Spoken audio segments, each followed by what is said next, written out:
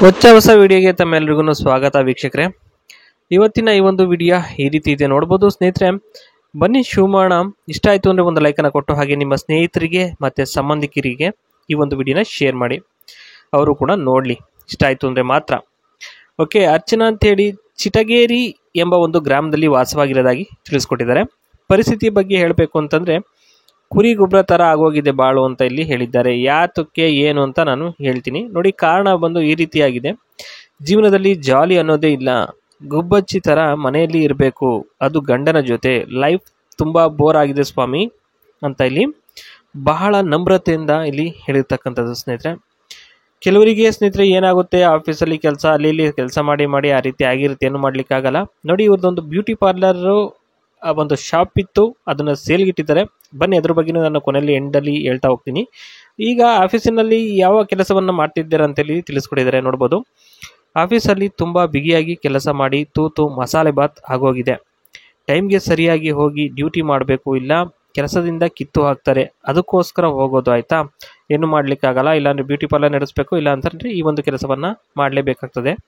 ಕೆಳಗೆ ತಂಪಾದ ಗಾಳಿ ಆಡದೆ ಕಪ್ಪು ಕಲೆಗಳು ಆಗೋಗಿದ್ದಾವೆ ತೂತಿನ ಮೇಲೆ, ಹಾಗಾಗಿ ನೋಡೋಕ್ಕೆ ಚೆನ್ನಾಗಿಲ್ಲ ಅದು ಅಂತ ಇಲ್ಲಿ ಇದಿಷ್ಟು ಆಫೀಸಿನ ಬಗ್ಗೆ ಒಂದು ಮಾಹಿತಿ ಆಗಿರುತ್ತೆ. ಐ ಹೋಪ್ ನಿಮ್ಗೆಲ್ರಿಗೂ ಇಷ್ಟ ಆಗಿದೆ ಅಂತ ಅಂದ್ಕೊತೀನಿ ಒಂದು ಮಾಹಿತಿ.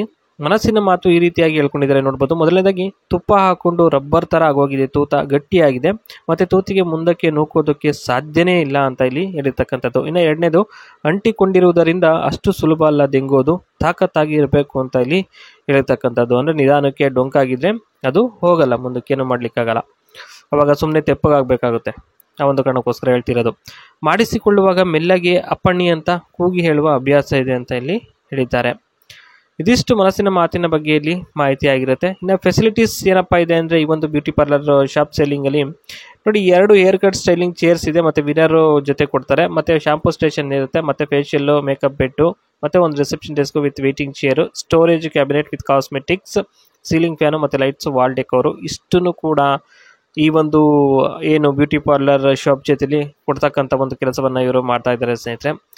ನೋಡ್ಬೋದು ಇಲ್ಲಿ ಯಾವ್ಯಾವ ರೀತಿ ಇದೆ ಅಂತ ಹೇಳ್ಬಿಟ್ಟು. AC ಒಂದು ಇದಾಗಿರ್ಬೋದು, ಅದನ್ನು ಸಪ್ರೇಟಾಗಿ ಕೊಂಡ್ಕೋಬೇಕಾದಂಥ ಒಂದು ಅವಶ್ಯಕತೆ ಇರೋದಿಲ್ಲ ಅಂತ ನಾನು ಹೇಳಲಿಕ್ಕೆ ಇಷ್ಟಪಡ್ತೀನಿ. ಮತ್ತು ಇನ್ನು ಕಾಸ್ಮೆಟಿಕ್ಸ್ ಪ್ರಾಡಕ್ಟ್ಸು ಇದ್ದಾವೆ, ಅದ್ರ ಬಗ್ಗೆಯೂ ನಾನು ಹೇಳ್ತೀನಿ. ನೋಡ್ಬೋದು ಬ್ರ್ಯಾಂಡೆಡ್ ಕ್ರೀಮ್ಸ್ ಇರೋದು ಇವ್ರ ಹತ್ರ ಎಲ್ಲನೂ, ಓಕೆ, ಲೋಕಲ್ ಇಲ್ಲ.